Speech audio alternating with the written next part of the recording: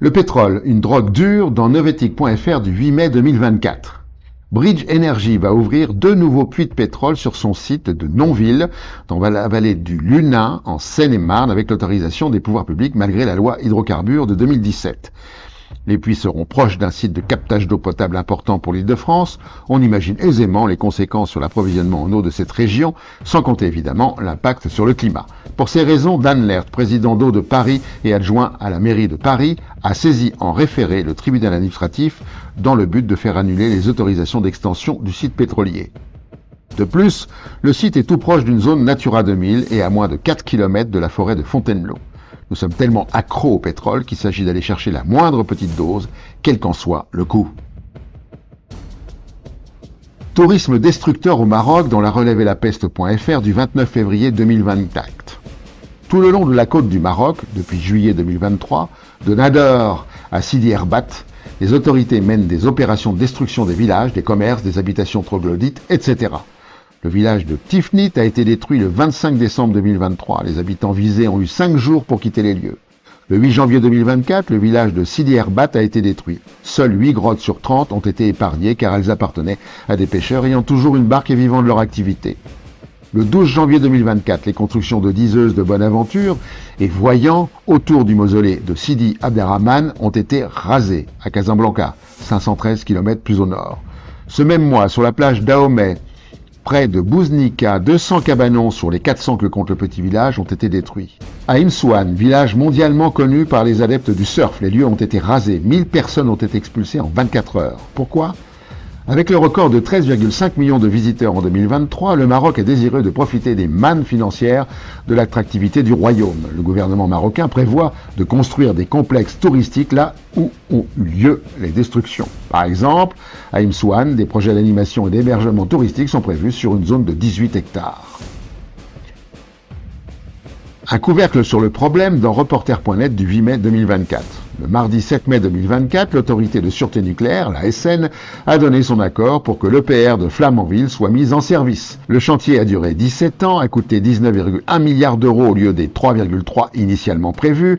Le réacteur nucléaire le plus puissant de France devait être connecté au réseau cet été, alors que le couvercle défectueux de la cuve de l'EPR ne sera pas remplacé avant 2025. Pourtant, la SN indique que les conditions d'intervention sont différentes puisque le couvercle de cuve sera irradié et générera donc une exposition des travailleurs au rayonnement ionisant. En outre, quand il faudra remplacer le couvercle défectueux, celui-ci sera irradié et donc considéré comme un déchet radioactif. Il devra donc construire un sarcophage à forte épaisseur de béton. En réalité, il fallait démarrer l'EPR de Flamanville pour confirmer les déclarations de M. Macron en février 2022 qui avait annoncé la construction d'au moins 6 nouveaux EPR en France pour la somme de 51,7 milliards d'euros alors que les dernières estimations tablent sur 100 milliards d'euros.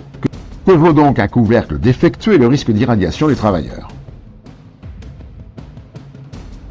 Talat, responsable d'une naissance prématurée sur 10 dans monsieurmondialisation.org du 1er mai 2024. Dans une étude du Lancet parue en février 2024, on apprend que les phtalates, perturbateurs endocriniens et métaboliques, seraient à l'origine d'une naissance prématurée sur 10 aux États-Unis. Les scientifiques ont analysé le niveau de phtalates présent dans les urines de plus de 5000 femmes enceintes. Les résultats sont ahurissants. Les 10% de femmes présentant les taux les plus élevés de phtalates avaient un risque accru de 50% d'accouchement prématuré, défini par une gestation inférieure à 37 semaines, par rapport aux 10% avec les taux les plus faibles.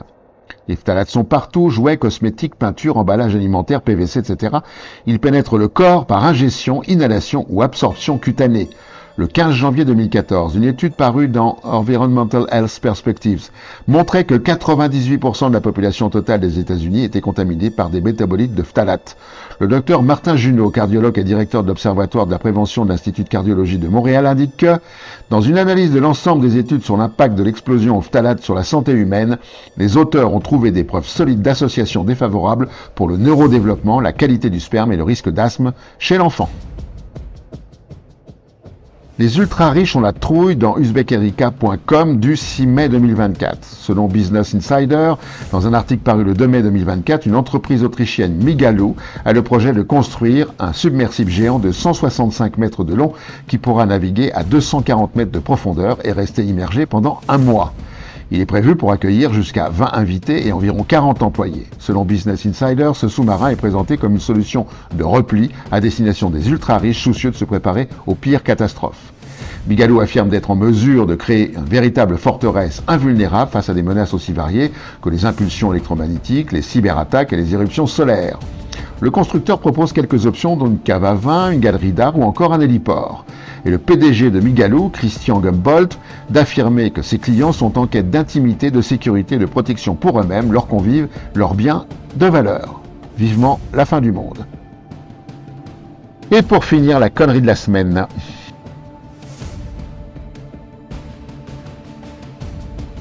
À la prochaine fois.